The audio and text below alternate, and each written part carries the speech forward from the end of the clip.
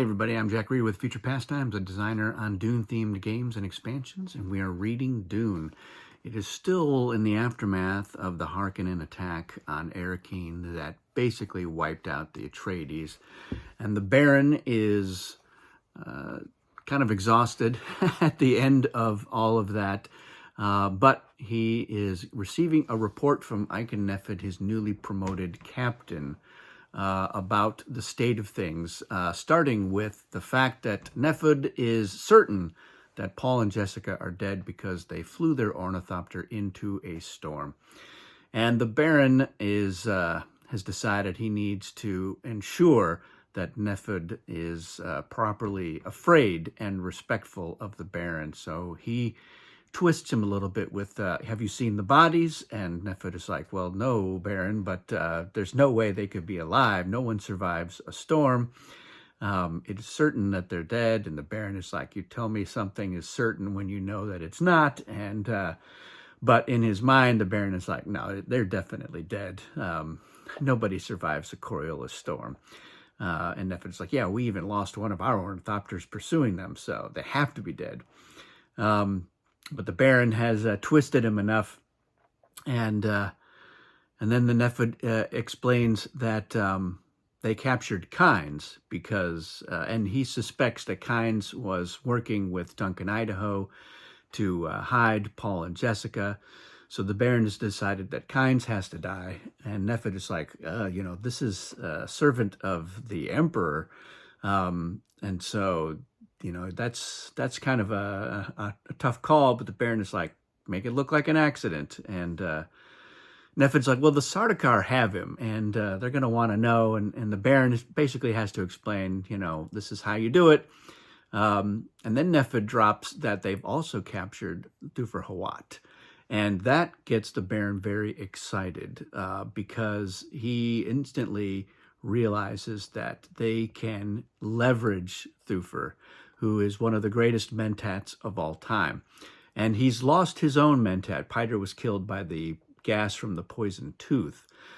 So he's like, take care of Thufir, make sure he's got food and drink, and we're going to woo him. And Nefid is like, what are you even talking about? But the Baron understands how a mentat works. And here's the thing, with the Dune universe, mentats are the human computers because they don't have regular computers. They had this whole thing thousands of years back called the Butlerian Jihad. And basically what happened was AI and computers and thinking machines almost wiped out humanity. So ever since then, all of the great houses are like, we can't ever let that happen again. There is no AI. They very much eschew technology, especially anything that can do some thinking on its own. They're like, nope, we don't want it, we don't have it. And so because they are not using technology in this universe, everything is focused on turning inward on the human condition. That is why the Bene Gesserit have these abilities where they can manipulate people with their voice and they can control their body down to the molecules. And that's because for thousands of years now, that's been the thing. We're not relying on technology to do stuff for us anymore, to help us out. There's no more conveniences. I don't know, they still have stuff.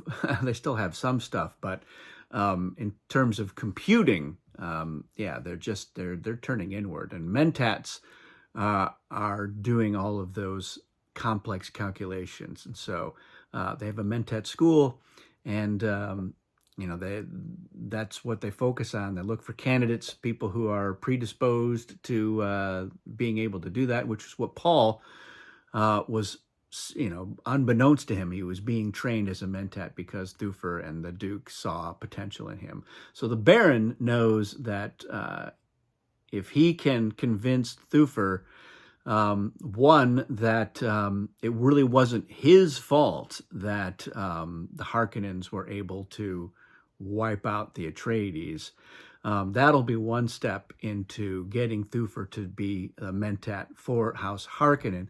The other is that he's going to make sure that Thufir understands the reason that the Harkonnens were victorious was because of their enormous wealth. It cost a lot of their spice wealth in order to launch such an attack. And that House Atreides was never a wealthy house, and so they just didn't have the resources to really feed information to Thufir. And that's the thing, is a Mentat needs data. They need all the data they can get their brains on so that they can do those precise calculations. That's what makes them great assassins. It's not that they're, ninjas. It's that they understand how to strike and how to take advantage of any kind of a situation. So Ike Nefud lets the Baron know that Thufir said in his presence that he believed that Lady Jessica was the traitor. So the Baron is like, all right, well, let's make sure that nobody knows, nobody spills anything about Dr. Yui. He died defending his Duke, which is, almost true. And we're going to also put a special poison into Thufir's system. This is residual poison, which was developed by the late Piter de Vries. And the idea is you've got this poison in your system, and then they're going to feed him the antidote to it in his food and drink. And as long as he keeps getting the antidote, he's going to be fine. He can't even really detect that the poison is in your system. So Thufir won't really know that he's been poisoned, but he'll be getting regular doses of the antidote, so that if he doesn't get the antidote, then he'll die. And there's no cure for the residual poison. So the Baron is delighted about this proposition because, again, Thufir, for 3 generations serving House Atreides very effectively on a small budget. So the Baron is he's all set. He's got to get Dr. Kynes and Thufir away from the Sardaukar. Presumably, he's like, yes, I want to question them and work them off each other, and the Sardaukar will believe that, and then we'll pretend that there was an accident, except the Kynes will have a real accident, and Thufir will just be secreted off to Gedi Prime, the Harkonnen homeworld. So he dismisses him, and then he brings in his nephew, Beast Rabban. And Rabban was running the show on Arrakis before the Atreides were brought in by the Emperor. And the Baron lets him know that he's going to be in charge again, and he has one mission, and that is to squeeze. He wants to get as much income. Explains to Rabban how much it cost them to do this.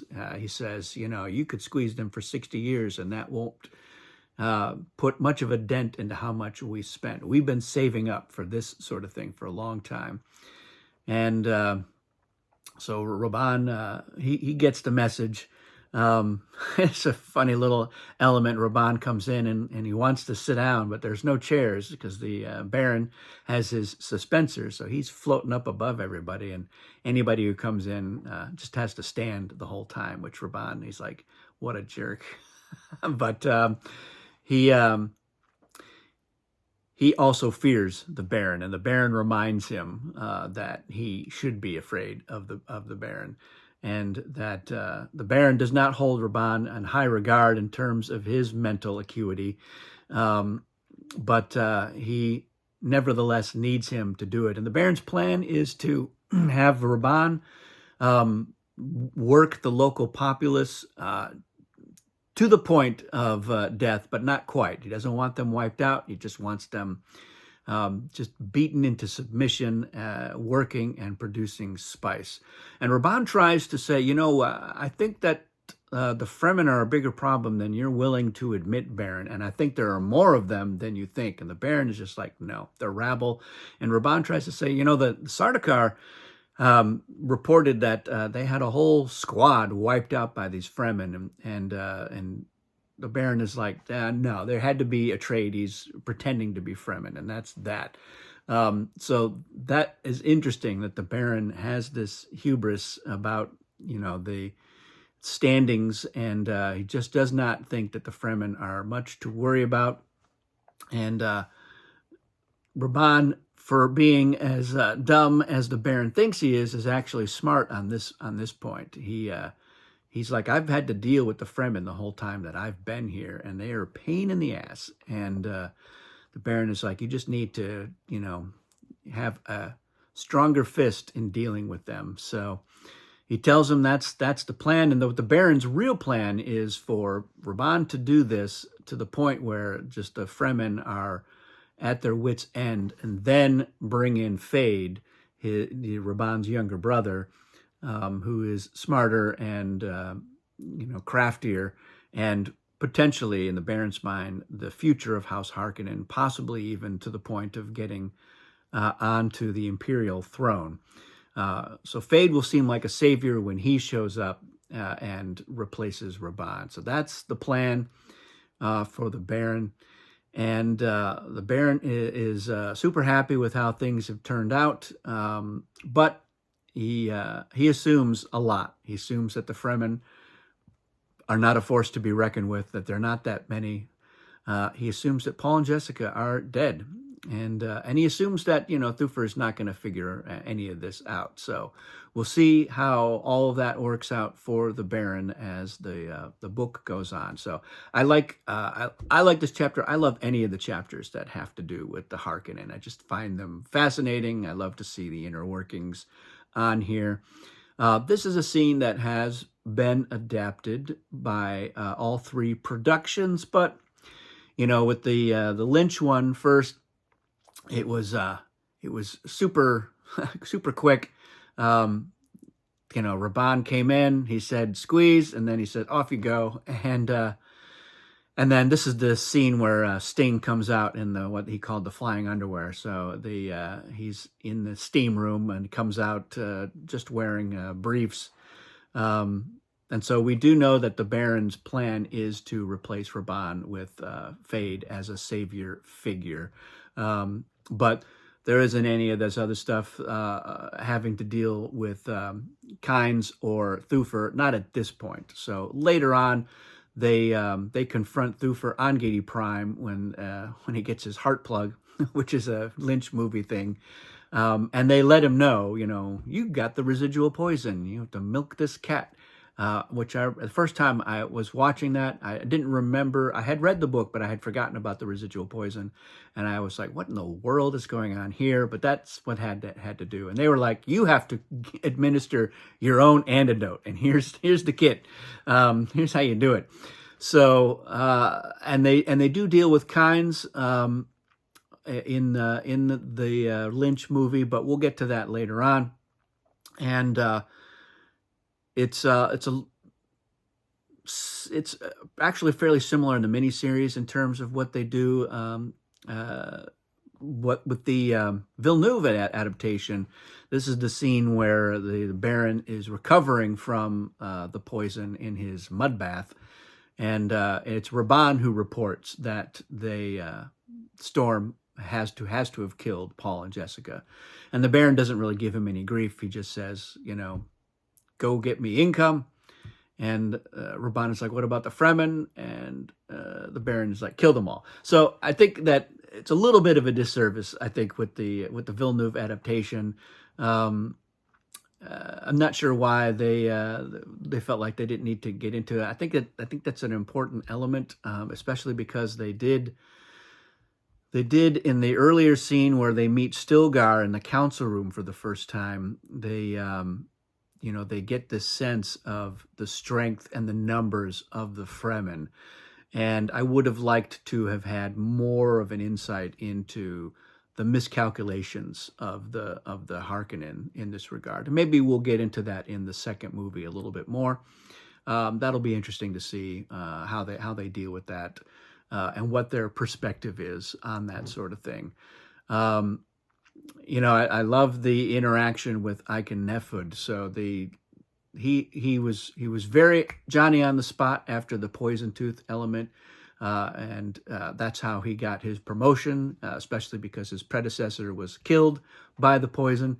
But the Baron, he kind of rationalized the promotion because he knew that Nefud had an addiction to Samuda drug, which is this really trippy drug that you take while listening to music. It's kind of a weird Dune thing. Remember, this was written in the 60s, so but he can tell that when Nefud comes in at the beginning of this chapter, that he's still got kind of a Samuda drowsiness, and that was probably high on Samuda when he got his report, and then immediately came in took an antidote to snap himself out of it, but was slow coming. And so he likes to, he mentioned something about we have to take advantage of people's addictions, which he knows that Nefford will read between the lines on that one. So yeah, I love that interaction. There is a Nefford in the Lynch movie. Jack Nance plays him. He only has a couple of lines. Not much of a presence in the miniseries, and not really in the Villeneuve movie at all. So that's too bad. I kind of feel like all right, we just got a bunch of bald guys. Those are the Harkonnen, and they've no personalities, and that's I guess the reason for that is it just makes it easier for the audience to process it. They don't have to think too much about it. But I think Dune is a sophisticated story, and I think an audience deserves to have a little bit more of that sophistication. But we're certainly not going to get it. A lot of these minor characters just don't really matter in the big picture. And with the cast of so many characters, at the end of the day, it's understandable that you're just like, you know what, let's just focus on the broad strokes here, the main characters. None of these minor characters really matter in the grand scheme. So I respect that, but I do miss it. But again, another interesting chapter, a lot of interesting insights into the political system there. The Baron is afraid of it getting out that Sardaukar were involved in the attack, and he knows that there are witnesses, because he can't wipe out everybody. There's a lot of other people on Arrakis besides the Fremen and the Atreides. There's members of other great houses. So he tells Raban he's got to take a hostage from each of the main minor houses, and they're like, you didn't see anything and you don't know anything, and let's keep it that way. It's what the Emperor wants. It's what the Baron wants. It reminds me very much of similar situation in like Game of Thrones, which of course was written afterward. So you got that same sort of thing. Great houses. We have a situation. Oh, we need hostages. So I find that really interesting, and I love that it's a thing in Dune. It's just such a primitive, backward thing in this futuristic society, but it's that weird sort of dichotomy that you have with Dune, where it's archaic weapons and feudal systems and a patriarchy, and yet it's we're flying through space, and we're on other planets. So it's what makes Dune Dune, and that's why I love it. It's just such an interesting mishmash of concepts that Frank Herbert makes work, and he really brings it to life. So let me know your thoughts on this chapter, and if you have any questions, and we'll keep on reading. Thanks for watching. We'll see you again soon.